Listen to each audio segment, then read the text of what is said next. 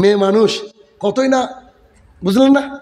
অনেকে আছেন একটু আবেগ, থাক বাড়ি থেকে বেরিয়ে গেলেন, নিশ্চয় মা পানি পান করবে পিপাসা লাগলে।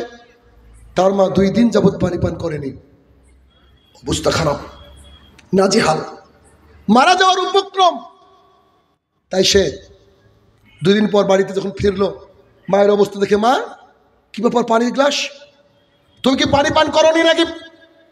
তখন বলছে, বেটা তোমাকে বলেছি, তুমি যদি ধর্মকে না ত্যাগ করো, তোমার বাবার ধর্মের যদি না ফিরে আসো, আমি পানি পান না করে তোমার চোখের সামনে তিলে তিলে মরে যাব।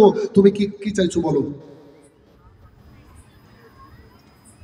সাদ ইবনে আবি ওয়াক্কাস রাদিয়াল্লাহু আনহু যে বাক্যটা বলেছিলেন, আমি সবাইকে বলি, যে আলোচনা যেখানে করি এই কথাটা আসলে বলি, এই কথাগুলো আপনার কলিজার মধ্যে লিখে রাখেন সোনালী অক্ষরে।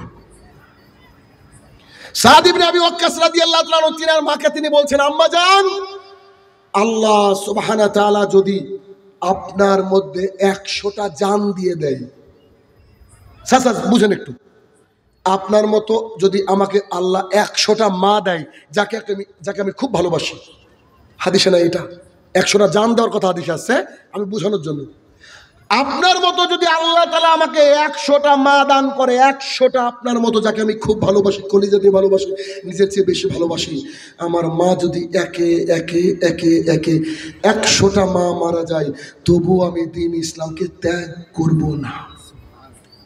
দিস ইজ দ্য ইমান of Saad ibn Abi Waqqas রাদিয়াল্লাহু তাআলা আনহু। You just relate with your ইমান। আপনি একটু বোঝার চেষ্টা করেন, আপনার ইমান আর তার ইমান কি ছিল, আমার ইমান আর তার ইমান কি ছিল। তিনি এই বাক্য বললেন, তখন তিনার মা বলছে, তুমি ত্যাগ করবে না? না, আমি ত্যাগ করবো না, বুখারীর হাদিস। তিনি বলছেন, একদিন দুঃখ করে বলছেন, আমি 7ম দিন গ্রহণকারী, মানে 7 নম্বরে তিনি ইসলাম গ্রহণ করেছেন। বলছে, আমাকে যখন কাপড় থেকে, খাবার থেকে, বাড়ি থেকে বঞ্চিত করা হলো, আমি রাস্তায় রাস্তায় ঘুরতে থাকলাম, আমার কোনো খাবার ছিল না। আমি একদিন হুবলা, আমি চিনি না এই গাছটা কি, আমি এই হাদিসটা যদি সৌদি আরবে থাকা অবস্থায় পেতাম, আমি জিজ্ঞাসা করতাম মানুষকে যে হুবলার গাছ কোনটা। হাদিসটা আমি ইন্ডিয়াতে এসে পেয়েছি। তিনি বলছেন, আমি হুবলা গাছের পাতা খেয়ে খেয়ে জীবন ধারণ করতে লাগলাম।